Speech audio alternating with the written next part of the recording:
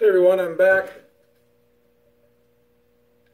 This is part 3 of the ongoing series, 4 or 5 part series, I'm not sure yet, where I talk about how to make these air release dies.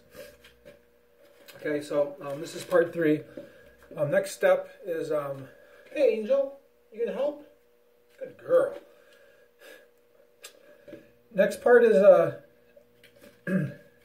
I was talking about how the mold duct tubing, there's 2 kinds that you can get. There's the natural fiber type, which is what I started and learned on, and then there's this polyester synthetic type.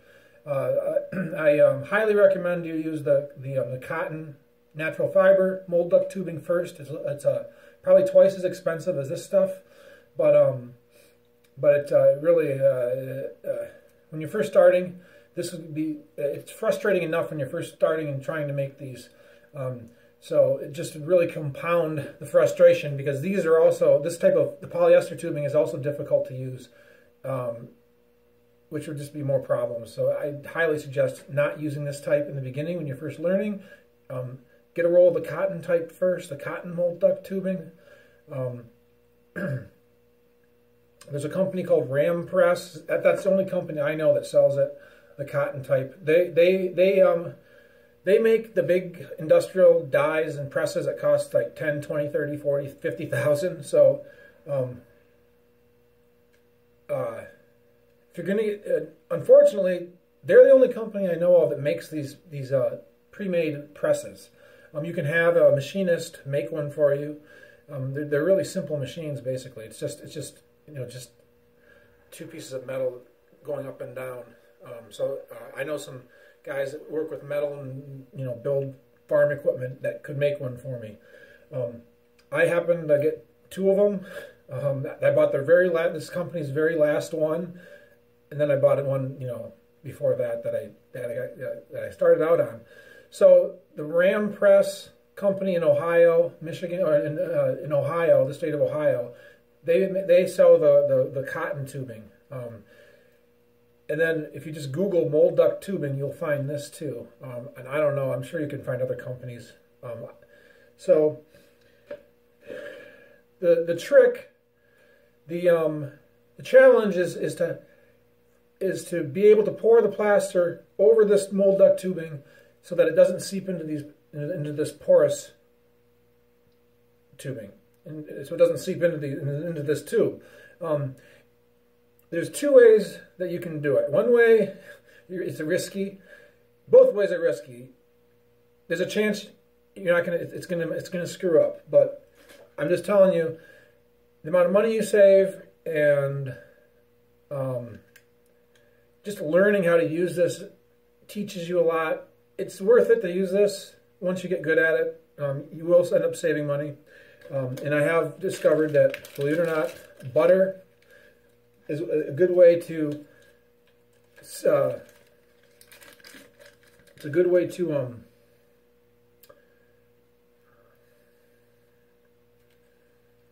seal this tubing so that the air pressure will still be able to come out, but this butter, it's like oil and water. It helps prevent the plaster from seeping into the tube. So ideally, you put this on when the tubing is just before you attach it to the mesh, but we didn't do that today, so we're going to do it this way right now. So I'm just wiping this tubing all over, the butter all over the tubing, and I'm not going to be able to get it all underneath the underside of it, but that's okay, because I've done this a lot, and like I said, there's 2 ways you can prevent the mold duct tubing from having plaster seep into it. The other way is to, when you mix the hydrostone and you pour the hydrostone into the mold, you wait right before the hydrostone is about ready to set up. And when you get good at using it and you've done it a number of times, you'll be able to see as the hydrostone starts to harden, and you'll be able to pour it just at the right moment, so that as you're pouring it in, it actually is kind of hardening at the same time, and it's too thick to seep into the cracks of the mold duct tubing. And that's the other way to doing it. Like I said, it's a little bit risky. You can have a bad pour if you have a lot of delicate designs and you're pouring that plaster as it's kind of hardening.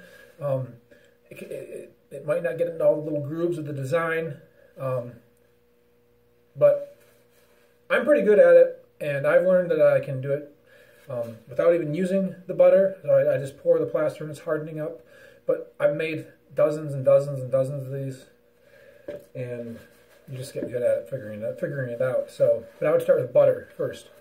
So I'm going to put this mold duct tubing back into the mold. I'm going to seal up our little hole here with the clay, like we learned to do in lesson 2. And now I'm going to go get a bucket, a clean bucket, and 1 second.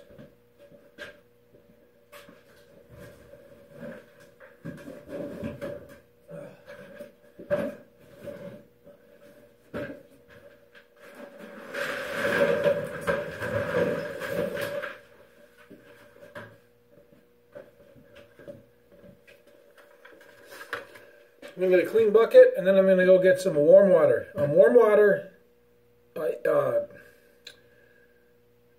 starts the chemical reaction in the plaster quicker than the cold water. So when we're pouring this plaster and we're trying to do it quickly as it's hardening, it's best to use the warm water, because then you can the hardening happens faster.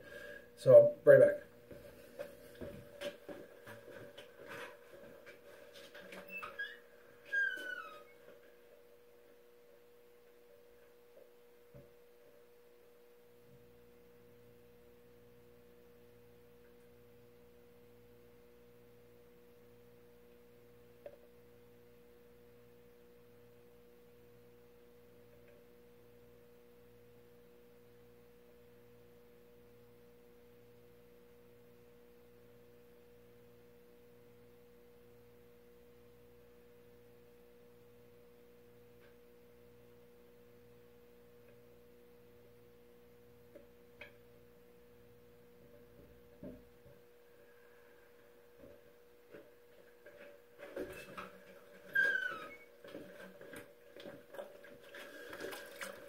All right, I am almost out of time here, so I'm going to make part 4, pouring the plaster, and so I'll be right back.